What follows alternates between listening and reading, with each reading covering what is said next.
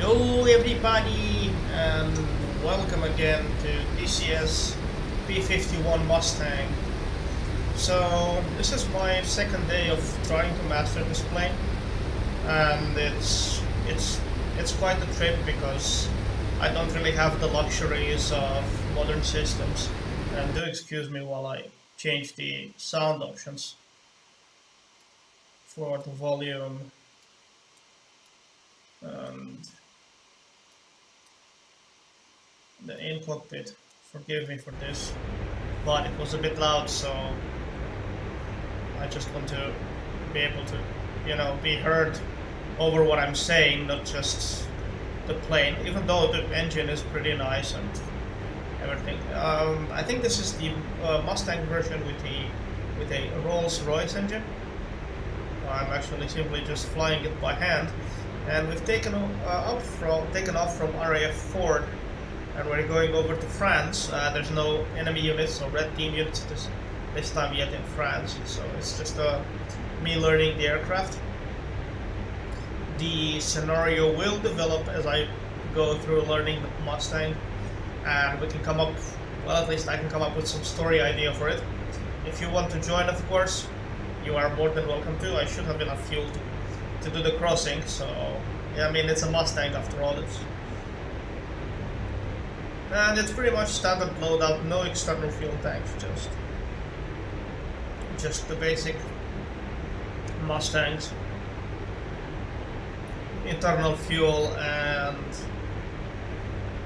cannon machine gun ammunition. Apologies. This has 650 cals in it, so it's not a slouch. I mean, it's not the Spitfire, but apologies, I'm quite tired. It's just my evening's relaxation.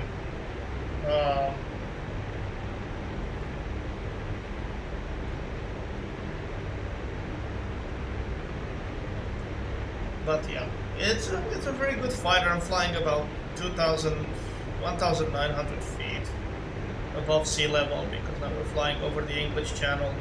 It's about a 50-mile ride, so a 50-kilometer ride, I think. And I think we are going to land, if I check the map, at Saint-Pierre-du-Mont, and we're going to see what we can do over there. It's a French airfield. It's marked as an airfield on the map, so I'm flying from England to France. Probably tomorrow we can do the return trip, who knows.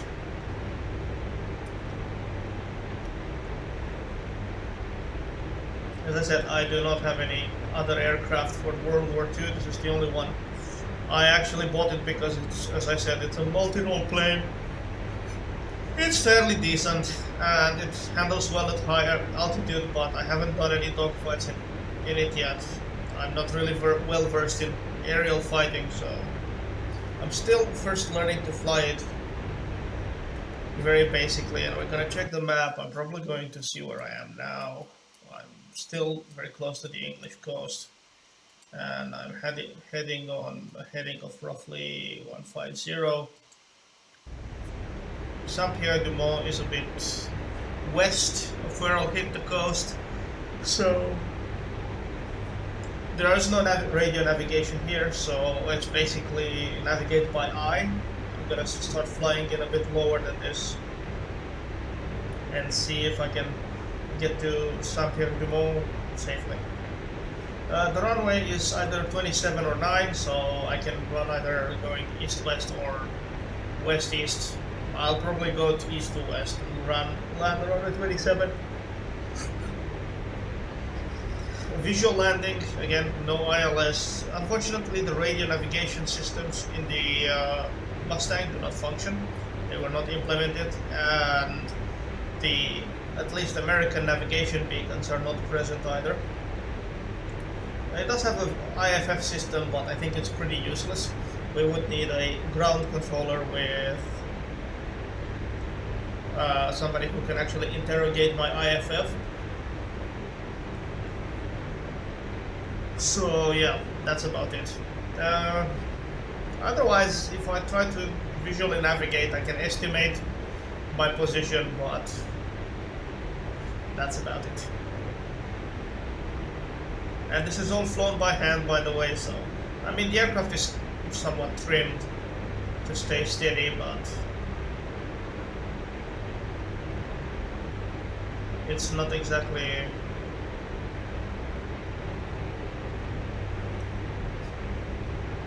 easy flying. There's no autopilot, the aircraft just flies it as it is told. So I'm using the actual horizon and my instruments to keep her steady. So there you go. This is my desert rat. I'm gonna trim the ailerons a bit. The altitude is fairly stable, so I don't need to do much about that. But the ailerons require attention, so I would keep them steady with my stick, or just trim the ailerons left and right as needed, so it stays more or less steady.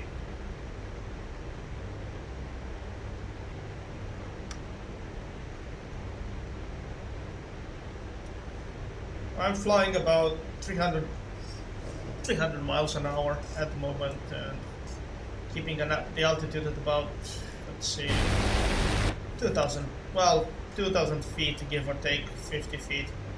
So that's pretty good, I guess.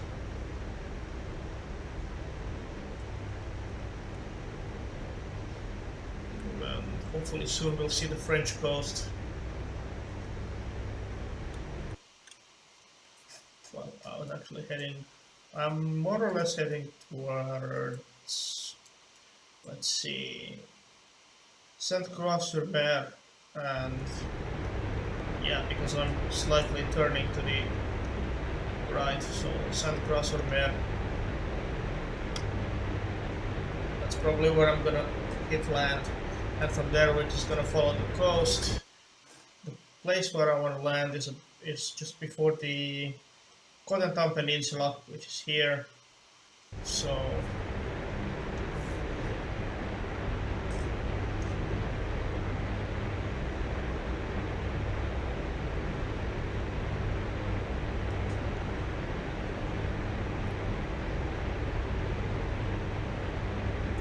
I'm trying to keep the aircraft with proper RPM and manifold pressure.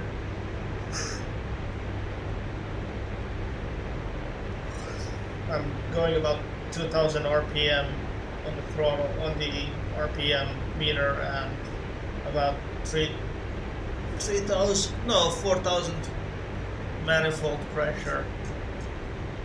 Actually 40, or whatever, I don't exactly know how to read it. So. But yeah, we're heading towards France.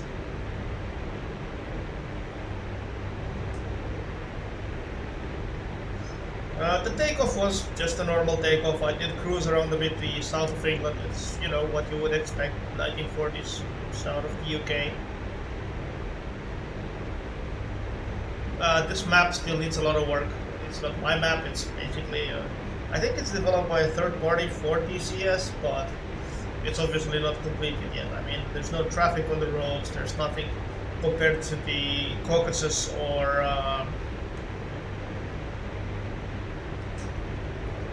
Nevada maps, where actually there's AI traffic, and here is just open terrain, nothing really happening.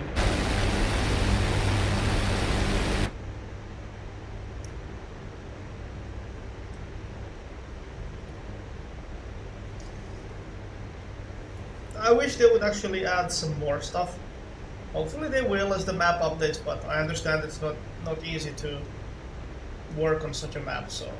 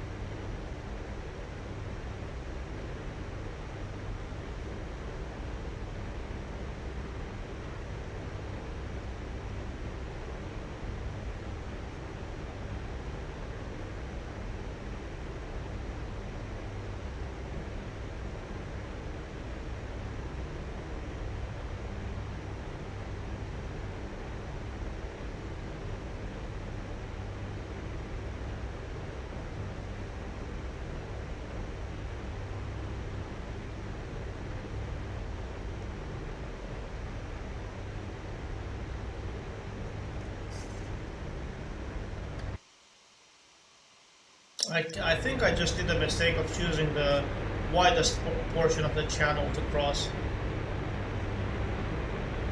I still have some good kilometers to the French coast. I have about 30 miles. Well, should be there in about 10 minutes, I guess.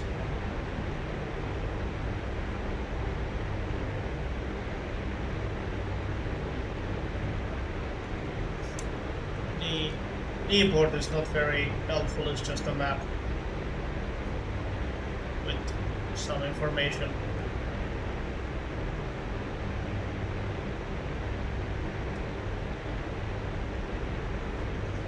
Of course, I could upload a custom kneeboard to my plane. It's possible. The simulator supports it, but I would just have to basically design it on my own. So, yeah. There we go. There's the French coast, vaguely in the distance.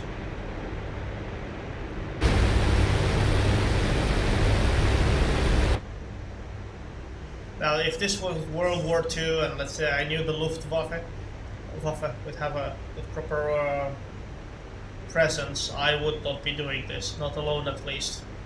But since this is my map and there's nothing yet, I'm not really concerned about aerial combat just yet. Actually, one airplane that I would be interested in to see in this simulator would be the P-47 Thunderbolt. As I'm more personally interested in ground attack, hence why I took this P-51 rather than the Spitfire or Messerschmitt 109 or the Focke-Wulf 190 Dora. It's easy to start, easy to fly, but I'm not good at it yet. And I mean, you know, it gets you places.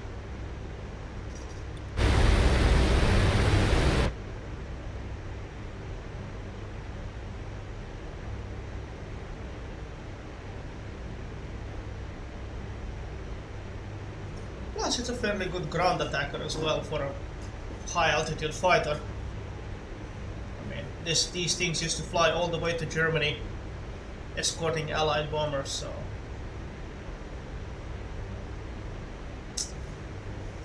There are no bombers present yet in the module. There is one in-game model for the B-17. But I really hope more bigger planes show up also for this. I would actually love to see the de Havilland Mosquito. Great British ground attacker. And on the German side, perhaps either a Heinkel 111 bombers or Stukas. Stukas would be actually pretty nice. And they would allow for the multi-crew option. All these World War II larger planes. For example, this Stuka would have a room for a tail gunner and a pilot. I think they had, yeah, tail gunner and pilot. And then the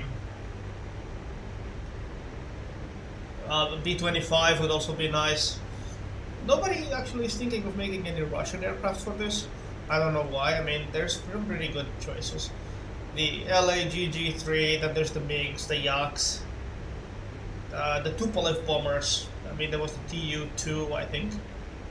That was a pretty nice bomber at its time. I don't know much about the Russian side, so. Also, there was the, what was it, American A-20, was it?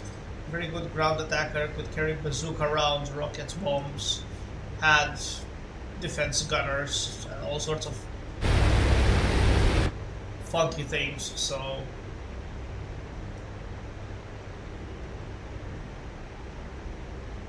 Yeah, there would be plenty of options to add. If they ever introduce a Pacific theater, the Mustang, of course, would still be good there, but then we would have the Hellcats and the Zeros. Mitsubishi A6M5, was it? I don't remember the exact nomenclature for the plane, but very easy, very light planes, very maneuverable, but they would just not be able to take a punishing compared to a Hellcat. A Hellcat could actually take a lot more probably, or a F4U Corsair for a more multi-role plane. Alright, let's check our position. So we are approaching, well, closer than I thought. Let's check the map. We are approaching Log-sur-Mer, which is dead ahead. We're gonna pass by Le Moulin and Saint-Laurent-sur-Mer to our right. So we're gonna make a right turn and follow the coast to the airfield. And let's start a shallow descent, not a very deep, steep one. Alright, let's see.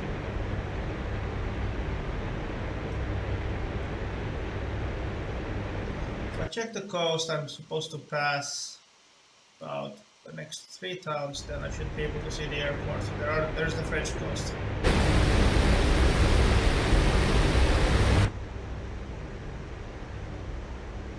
Slowly make a turn to the right.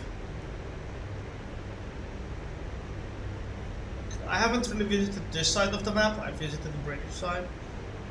That should be Le Moulin, according to the map at least. And then we're going to continue flying along the coast. The airfield should be, if we keep at this course, should be right ahead, if I'm not mistaken. No, that's Saint-Laurent-sur-Mer.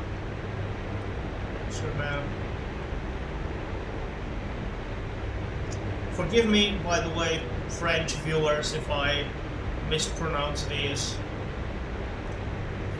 French is not my first language. That's Saint-Laurent-sur-Mer. Saint-Pierre-du-Mont is a bit further up the coast.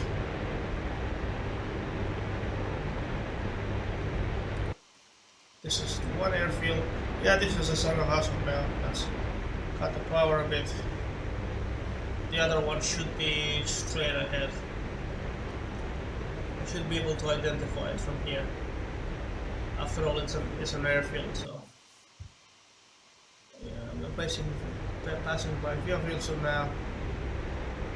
There it is. Okay, so I'm not gonna fly straight in. I know the runway is on a heading of 250, so 270. Apologies. So we're turning into 270. This is the airport we want to get to. So yes, let's fly 270, fly a pattern to the left. So we're gonna turn into 180 from here as I fly over the runway. I'm quite low, about 400 feet. Not the best pattern for altitude pattern, but let's climb to about 1000.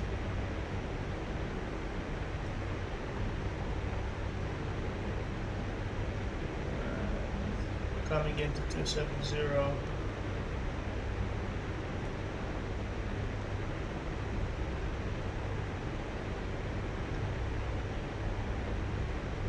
I'm gonna fly like this for a tiny bit. Still climbing, keep about 1000 feet. We're doing about 220 knots. And let's turn south into 180. I'm also keeping the coast as a reference for my positioning, so okay, I can see the instrument pretty well. Not the sharpest turn, there's another airfield here, so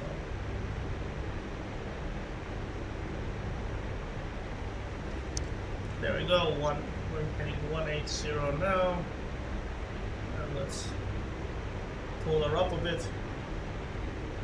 From here we're going to turn east to 090, and we're going to cut the power a bit more. We're going to try to reduce to about more or less 170 knots, so I can start dropping the flaps. 120. There we go, 090. We're flying now east. There's a lot of airports here on the French side. I'm wondering why so many, but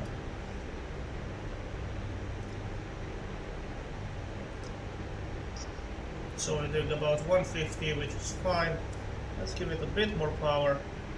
Let's go about 2020 on the manifold pressure. Yeah, we're doing 090 now. Gear down. Flaps 5.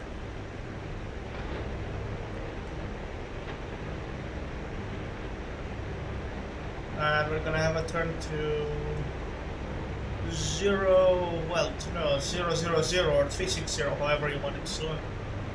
We're gonna keep her steady at about 170 knots. My landing light is on, I don't need it, but yeah.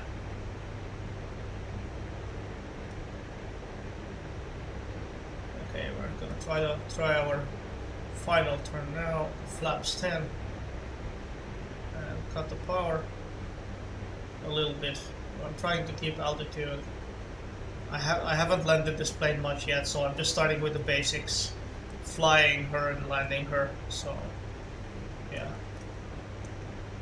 I should set my rudder trim to about 6 degrees, about there. This is not mapped to any of my controls yet, so I'm simply doing it by hand. If I had VR, that would have been a different matter, but we're about 800 feet. There's the airfield. We missed the pattern. We're gonna erase the flaps. Raise the landing gear. Go up again. Yeah, turned too soon actually. So that's why I'm doing patterns now.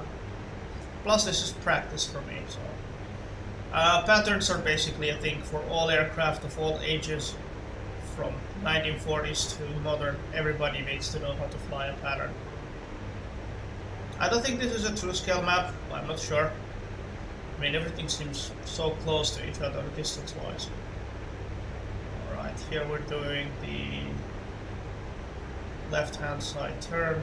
This was 270, now we're doing the 180.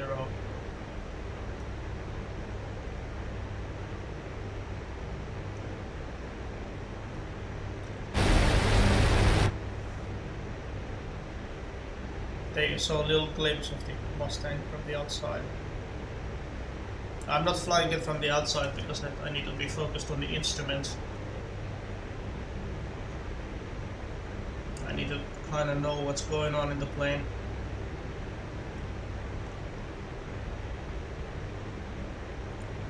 Coming on 1.8.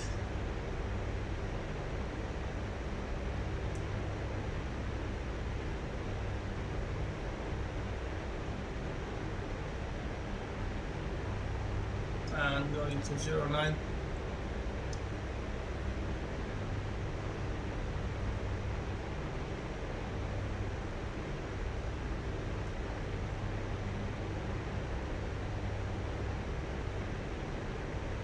This is a very short pattern here, by the way, if this is indeed my airfield, which it's not.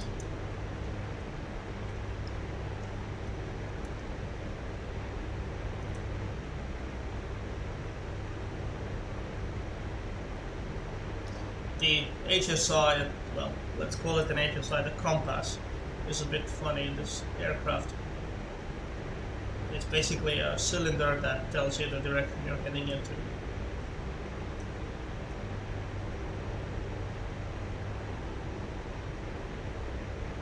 Other planes have different looking HSIs. I don't really have any of the others, so, these 1940s planes.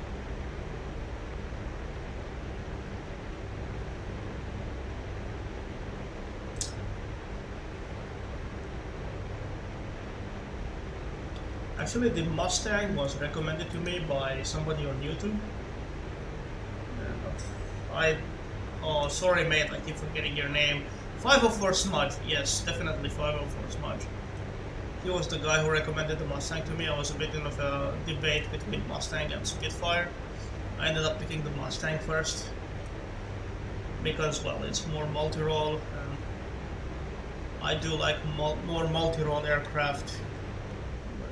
We're going a bit fast there, but we're gonna do a more straight-in pattern and approach. Sorry, I just started talking, and now we're cutting off the speed and turning west, straight to the west.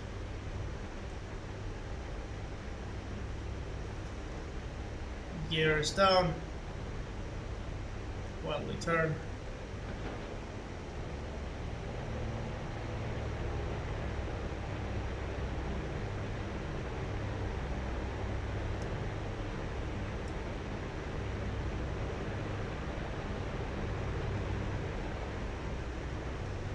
Well, that was not very kosher. I was quite mean towards the aircraft there. There's the airfield. There's the runway. Let's start descending again. Flaps 5, flaps 10. Flaps will begin producing lift, so we can actually go down. We should be at about flaps 15, I think. I'm just trying to fly her in manually. There's the checking the map. Yeah, we're going to the right place.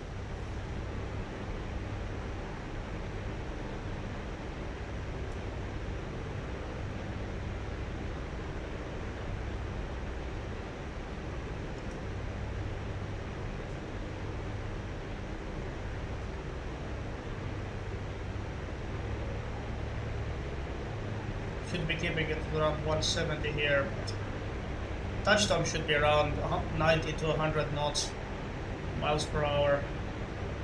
My rudder trim is already set from my last attempt, so I don't need to set it again.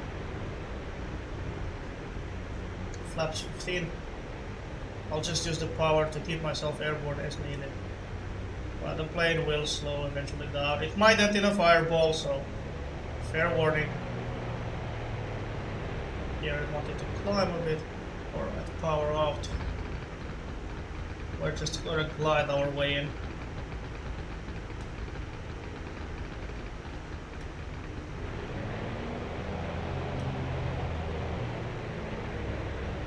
It's a bit tricky here, power out completely.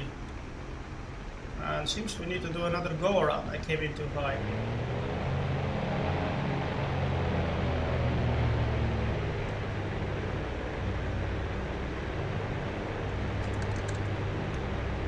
Flaps up, gear up,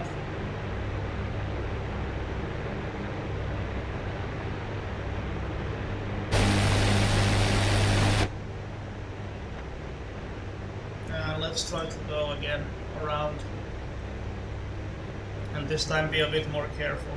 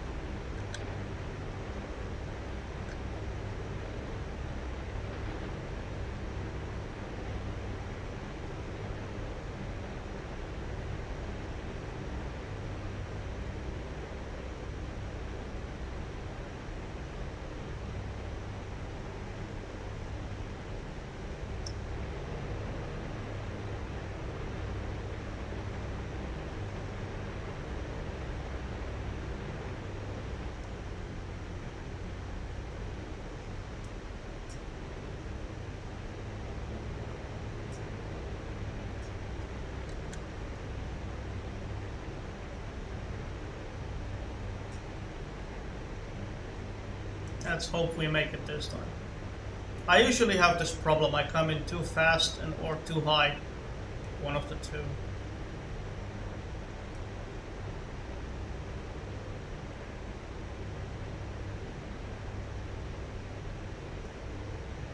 Let's hope we nail it this time.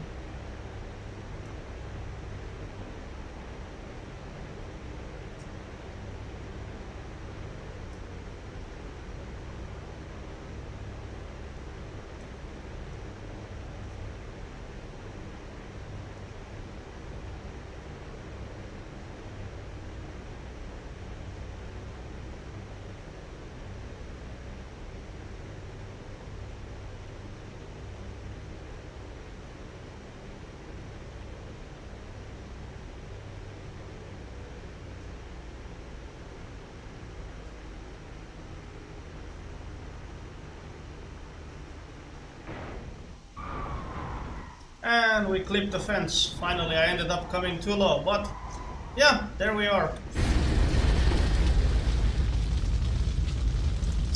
Told you it might end in a fireball, but yeah, there it is. Well, that's all there is to it. Practice, practice, practice.